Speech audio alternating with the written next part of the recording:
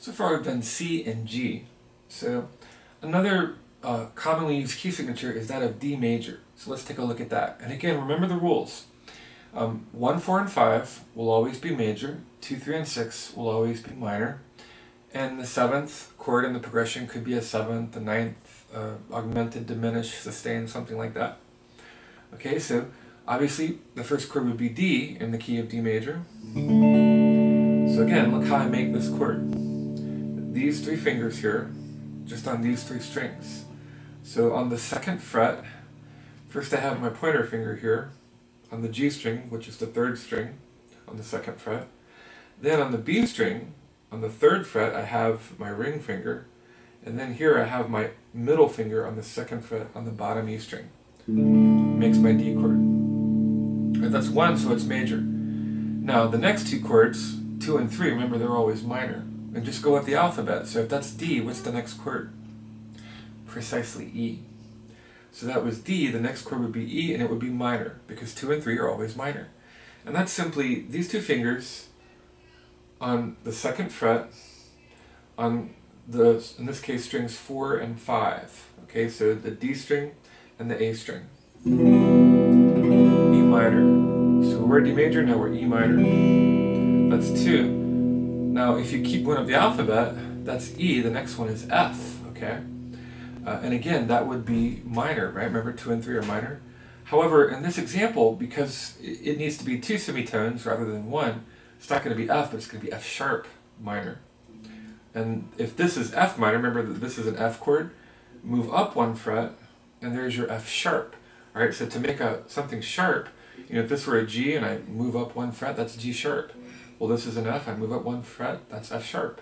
So I was E minor, now I'm going to go to F sharp minor. Alright, so that's F sharp minor, again it's just a bar chord, so this works like a capo across the fret. And then these 2 fingers, just as if I were playing an E minor, except that I'm sort of 2 frets up here. So there's our F minor. Okay. And then the next chord would be a G. Right, and that's 4 and 5. Remember that they're major. So in this case, notice my pinky here on the 3rd fret on the bottom E string. Notice my middle finger here on the 3rd fret on the top E string. And then my pointer finger is on the 2nd fret. And all the strings in between are open. Right, so basic G there. Right, that's 4. Now after G we start over. Remember there's nothing higher than G. So from G we start over and go back to A. Well, A is the 5th chord in the progression. And remember that 1 and 4 and 5 are all major. So therefore A is not minor, but A is major. And this is an A. So you just take these 3 fingers here, and basically you just press down the strings in the middle. So this E down here is open. This E up here is open, if you play it. And then right here, it's just these 3 here. This is my A.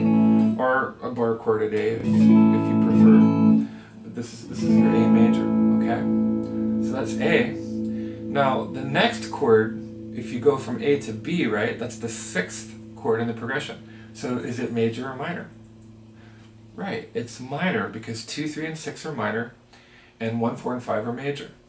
So a B minor is this. Okay,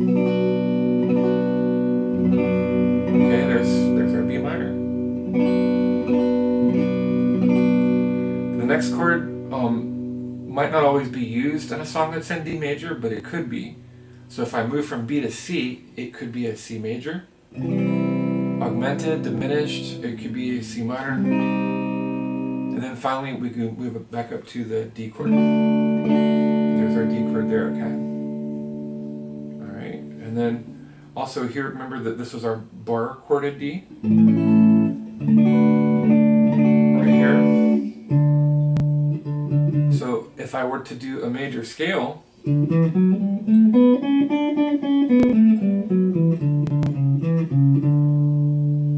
that's my D major scale there. And again, we'll just do an improvisation with a MIDI track to sort of practice using the key of D major.